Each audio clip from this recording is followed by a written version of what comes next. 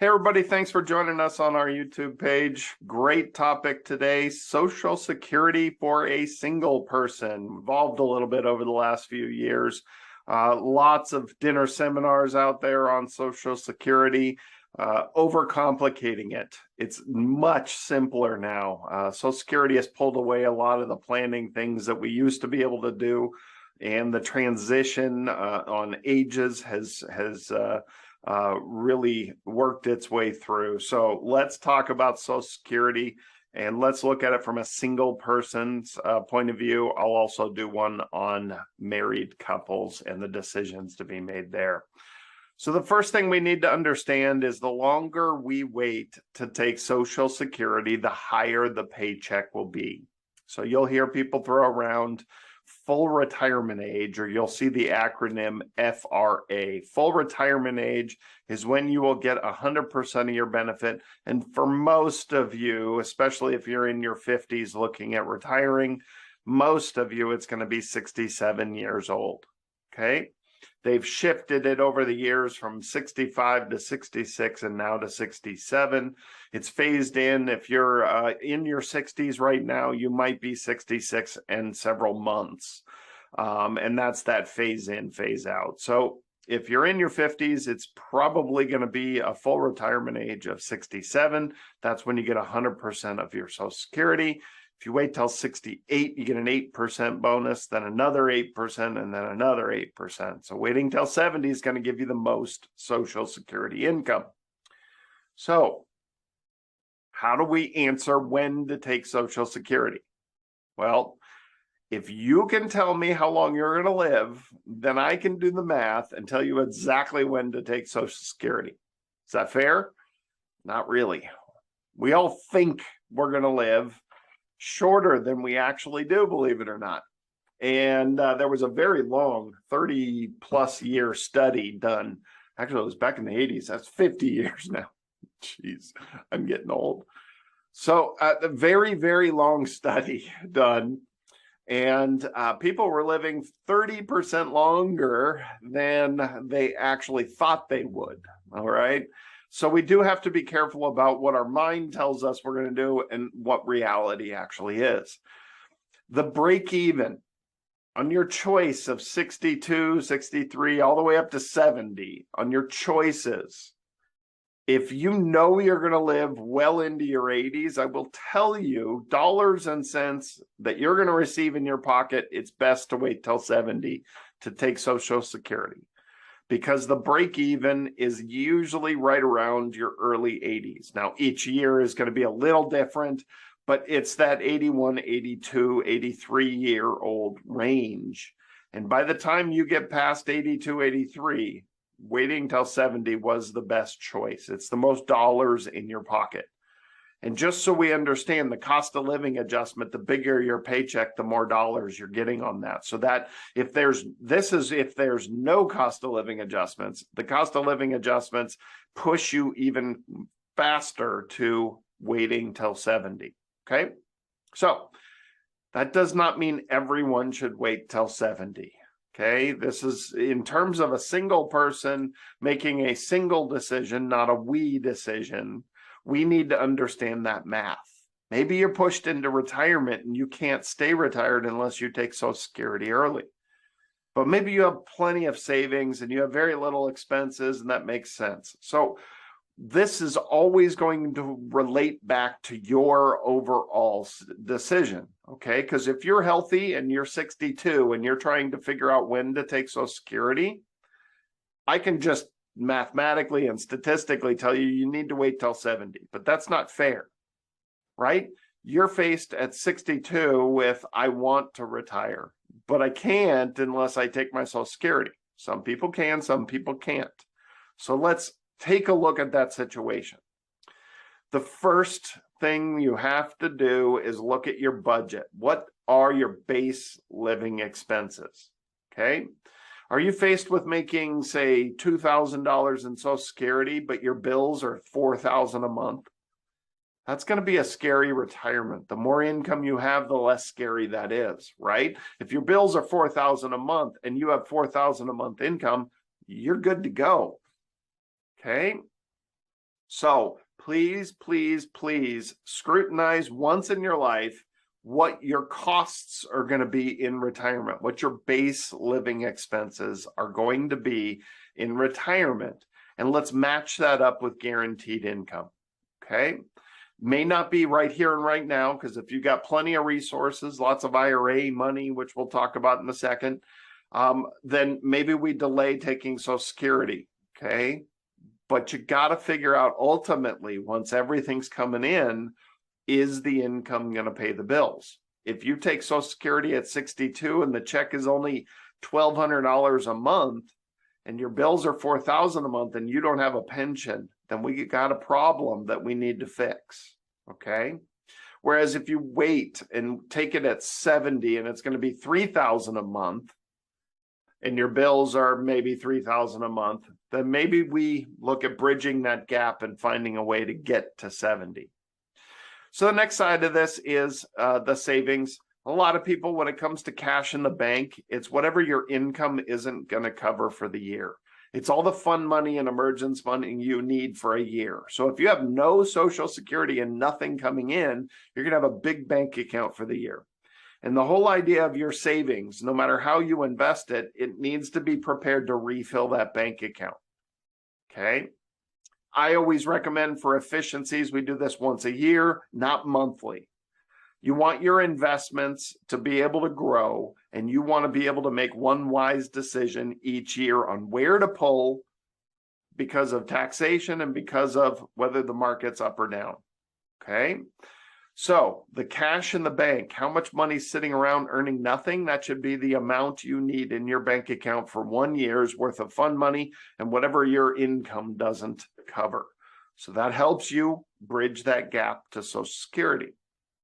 So everybody's in a different situation. These are all little things we have to think about that are going to change how we're going to decide on Social Security and when to take it. So first is, are there any ex-spouses? Believe it or not, 50 years ago, if you were married to somebody and maybe they passed away, or maybe you got a divorce, as long as you were married for 10 years in a divorce's case, you're allowed to get the higher of the two Social Securities. There's a lot of things you can do, the spousal benefits, the deceased benefits. There's a lot of different choices out there. So if there were any ex-spouses, go and ask Social Security if you are due any other benefits from these ex-spouses. Are you healthy? Look, unfortunately, I've experienced and seen people go from being healthy to unhealthy the snap of a finger. Unfortunately, we've had a few clients pass away very unexpectedly. But are we just generally healthy people? Do we get exercise, the cholesterol levels, all that type of stuff? Are we generally healthy people? A little likelihood, the statistics, if you're hitting your late 50s, early 60s, if you're healthy, the idea of you living well into your 80s is pretty darn good. Okay.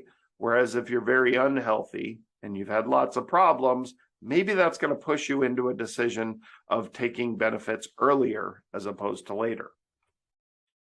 Do you have a mountain of IRA? Look, I got to be honest, most baby boomers are sitting on way too much IRA money. It's better than not having any money at all. But that means the day you retire, the day your income pulls back, you have got to pay attention to that IRA money. And for a lot of people, the whole idea is to delay taking Social Security so we can convert as much IRA money to Roth as possible. Okay. So a good financial plan, if you're heading into retirement, maybe you're in your early 60s and you're retiring, a good financial planner is going to use as much of this time to get money out of IRA status at the lowest tax rates possible. That's so, so important when it comes to the efficiencies of your portfolio. If you're on a mountain of IRA money, you have an opportunity to pull it out at low tax rates, especially right now when we have 12% that in 2025 is shifting to 15%, and 22% is going to shift to 25%. We have higher taxation coming. It's already built into the system. There was a sunset clause on our current tax rates. So addressing the taxation in our portfolio may become incredibly important and may push us to delay Social Security. That doesn't mean you can't retire. That means you just can't take your Social Security yet, so we can have a chance to get some of this IRA money out. Okay. And the big thing about that pulling money out of IRA before you need it, think about it like this. If you hit 72 and you take Social Security at 70 and you hit 72 and all of a sudden you have required minimum distributions, and now all of a sudden you're forced to take, I don't know, $100,000 a year as a single person. The required distribution from $1 million portfolio is about $40,000. Maybe you have a pension, maybe you have a nice big Social Security check. You add all that together and you've got $100,000 worth of taxable income you were forced to take. What if you only spend $60,000 a year? You're forced to pay taxes on $100,000, but you only needed $60,000. And by the way, half of that money that you were forced to pay taxes on is at higher 22+% tax rates. So we need to make sure we're efficient in retirement. And that's why delaying Social Security for the purpose of getting money out of your IRA can be extremely important. And it'll help us stay away from those higher tax rates, especially in the future. So next side is, do you have a pension? I mean, I know people that are forced into retirement. We have clients that are forced into retirement at 55 and they get their full pension at 55. And that full pension, a lot of the times these people will go back to work and double up, okay? But does that pension pay your bills? We go back to guaranteed income needs to pay your base living expenses. If you have a nice pension and that's going to pay all your bills, and you kind of like the idea of the bird in the hand, give me the paycheck from Social Security now before it goes away or before maybe I pass away early, nobody knows how long they're going to live. Look, I don't usually have a problem with somebody taking Social Security early as long as their total guaranteed income pays their bills. That's by far more important than everything else, okay?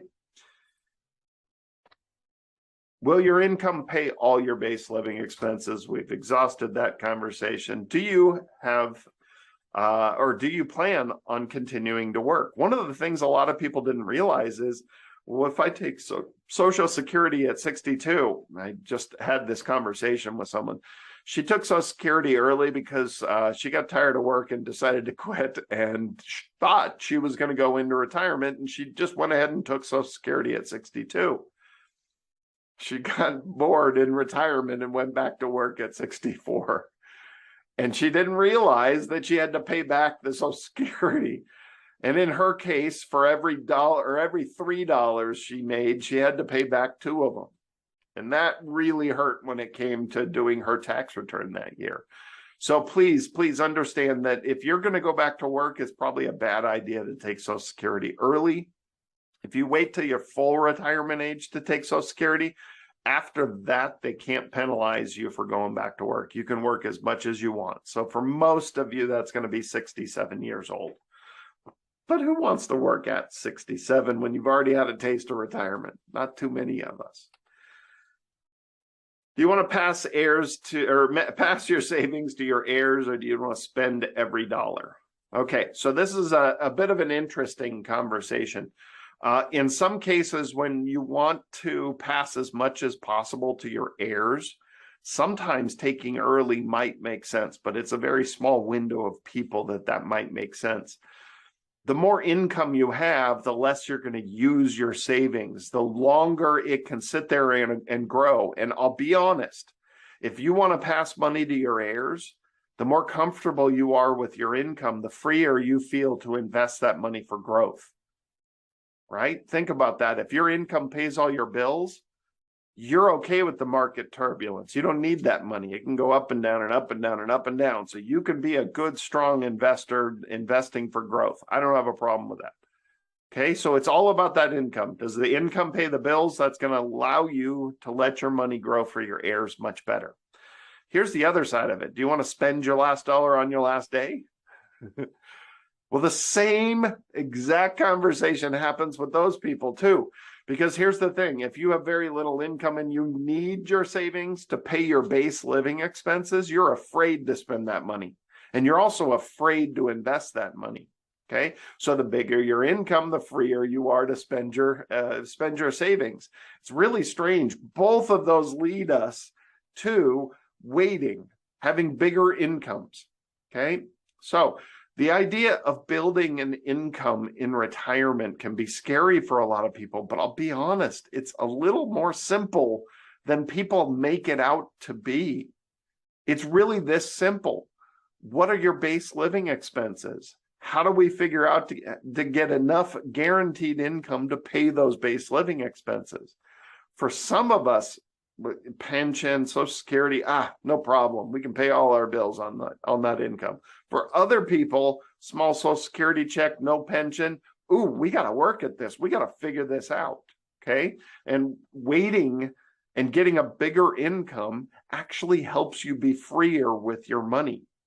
It doesn't mean you can't retire till 70. That means just don't take your Social Security till 70. Live off your other money. Because then once your Social Security kicks in, pension kicks in, we don't need our portfolio as much, and you feel so much more comfortable and free to spend as much money as possible. So when it comes to taking Social Security, look at your overall situation, do a little budget, figure out what kind of income you need in retirement, take stock of your health, figure out how healthy you are, look at the tax landscape and how much IRA money you have, because that's usually a big factor on waiting for Social Security. All right. Thank you. Enjoy. I'm so happy you found our YouTube page. Let us know if you like our content. Let us know if you have questions. Shoot us an email or give us a call anytime. Like this class, this little mini class, and share it with friends, and certainly subscribe to our page. We're adding content. Let's see, I think we're committing to 4 a week we're adding to this page. So we're going to have lots of new content every single week, and it'll be nice and short, and instead of that 2-hour classes that I've done before. All right, thank you all. We'll see you next time.